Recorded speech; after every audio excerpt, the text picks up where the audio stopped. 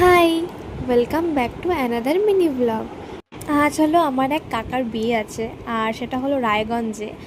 আজ তো অনেক সকাল সকাল উঠে পড়েছি রায়গঞ্জে যাওয়ার জন্য।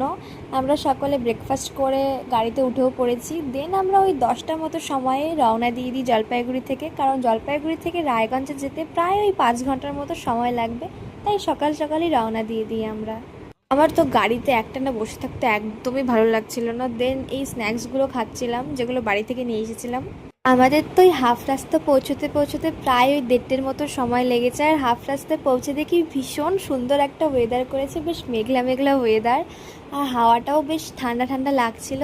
দেন যেতে যেতে আমরা একটু বৃষ্টিও পেয়েছিলাম মাঝপথে, বেশ ভালোই লাগছিল বৃষ্টিটা।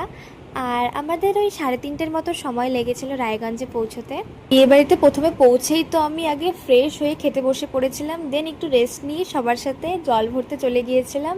এখানে আমি তোমাদের সাথে গায়ে হলুদের রিচুয়ালসটা স্কিপ করে গেলাম, কারণ আমি তখন ছিলাম না, আমি তখন রেস্ট নিচ্ছিলাম। দেন জল ভরা কমপ্লিট করে রাতের জন্য রেডি হয়ে নিই। আর রাতের বেলার জন্য তো আমি সুন্দর শাড়িটা পরেছিলাম। আমি তো এখানে সুন্দর করে সেজে রেডি হয়ে গিয়েছি বিয়ে বাড়ি যাওয়ার জন্য। আর আমাদের ওই 10টা থেকে 10:15টার মতো সময় লেগেছিল বিয়ে বাড়ি পৌঁছতে। বিয়ের লগ্ন তো ছিল ওই 10:30টার মতো সময়ে, আর আমরা পৌঁছেছিলাম ওই 10:15টার মতো সময়ে। দেন এখানে শুভদৃষ্টি মালা বদল দেখে আমি চলে গিয়েছিলাম ফুচকা স্টলে। আর ফুচকাটা তো বেশ ভালো ছিল খেতে।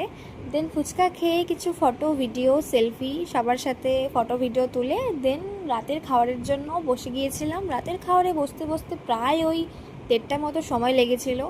দেন রাতের খাবার শেষ করতে করতে প্রায় ওই 2টো থেকে 2:30টা মতো সময় লেগেছিল। আর বাড়ি ফিরতে ফিরতে ওই 3টের মতো সময় লেগে গেছিলো।